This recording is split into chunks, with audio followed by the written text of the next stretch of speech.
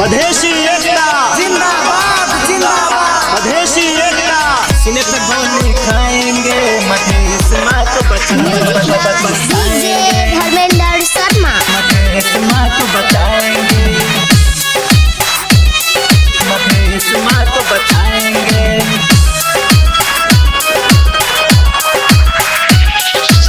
किसी के डर से हम न डरेंगे, मिलके जतन जताएंगे।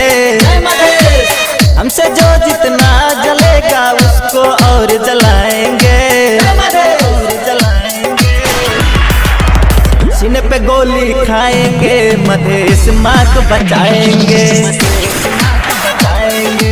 सीने पे गोली खाएंगे, मधेश माँ को बचाएंगे, बचाएंगे।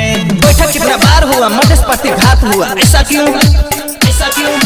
बैठक कितना बार हुआ मधेश पार्टी घात हुआ, इलेक्शन जितना बार हुआ मधेसी लोग शिकार हुआ, ऐसा क्यों, ऐसा क्यों? मधेसी में मिलाप होगा उसका पता साफ होगा, इसीलिए कहता हूँ सीके रात का साथ देना ठीक है, ठीक है। सच्ची कहता हूँ वो फिर हमारे और न आएंगे, सच्ची कहता हूँ वो फिर हमारे और न आएंगे, और न आएंगे।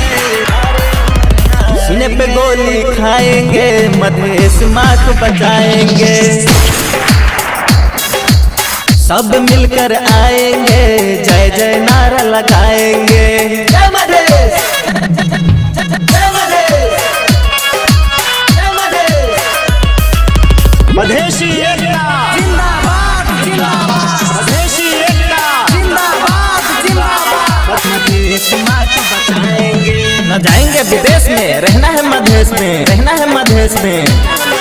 न जाएंगे विदेश में, रहना है मधेश में। खेती बाड़ी करके चलाऊं अपना पेट में, चलाऊं अपना पेट में। 5 साल के बाद आया दिखाने अपना फेस, ऐसे कैसे दे दूंगा हम अपना मधेश। जय मधेश।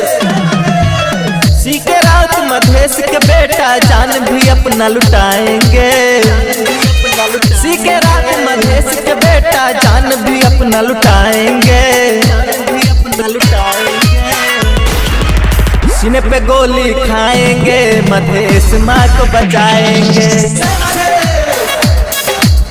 सब मिलकर आएंगे, मधेश माँ को बचाएंगे। Music by DJ Dharmendra Sharma. Mega music. Madhesh माँ को बचाएंगे, मधेश माँ को बचाएंगे। धोती पगड़ी बांध लूंगा, मधेश के लिए जान दूंगा। धोती पगड़ी बांध लूंगा, मधेश के लिए जान दूंगा। मधेश माँ को पैगाम दूंगा, सबका हक मांग लूंगा।